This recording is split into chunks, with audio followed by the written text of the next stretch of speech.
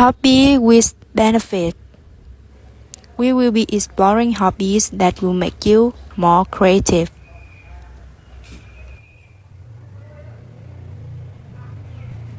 My type of sound is full of self-help. Non-fiction book because I feel like I always have to be learning something to be productive.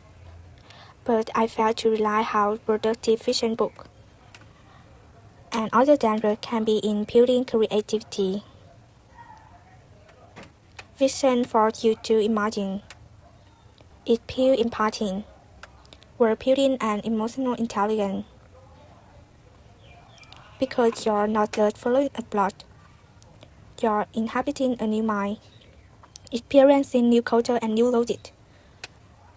You learn to see things differently, and that trains the very muscle behind every creative idea. When your brain absorbs a wide variety of voice, genres, and experiences from the different stories and characters that you follow, you start building that ability to form the innovative connection, and that when creativity begins, not from the constant self-improvement, but through the cross-pollination of all the different reference points that you have. The more diverse your input, the more original your output. Hobby number 2, creative writing. This channel is my list for writing, but most of it reserved around results, summarizing what I learned or what I'm learning, and I love that it's analytical, it's purposeful, and it's really creative that productivity is. But when everything becomes results heavy, I can feel it like creative has to pass though some sort of a filter first. And so if you journal a lot or do a lot of research writing, you probably feel the same way.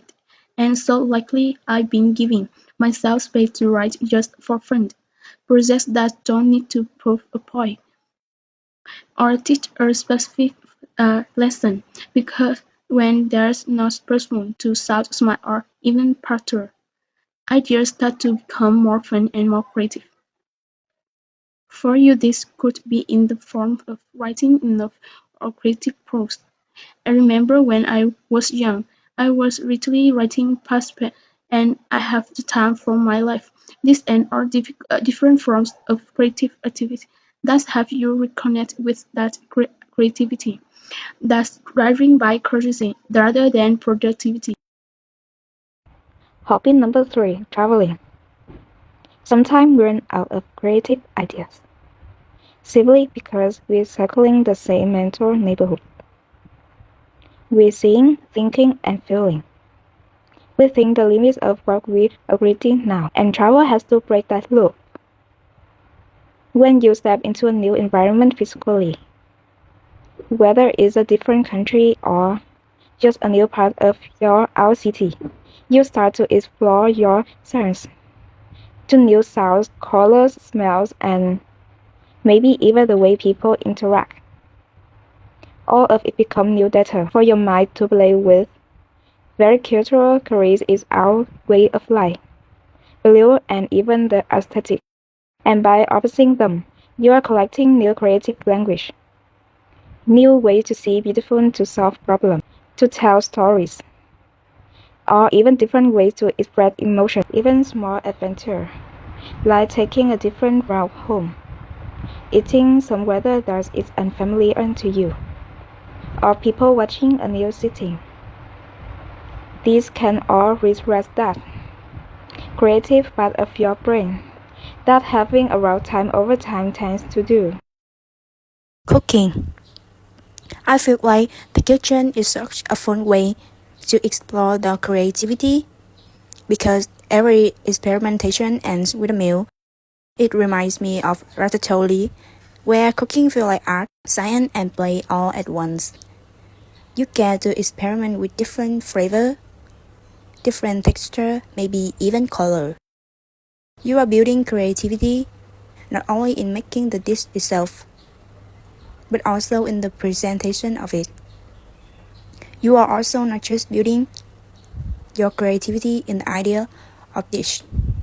It's fully immersive in the sense that it involves your sense as well. You learn balance when something needs contrast.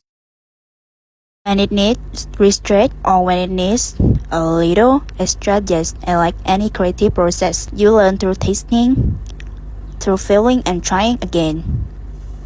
It's also one of those things where the product of the labor is a lot more immediate in comparison to others' hobby, like gardening where plants take an entire season to grow, or even reading where an average book can take a week to finish.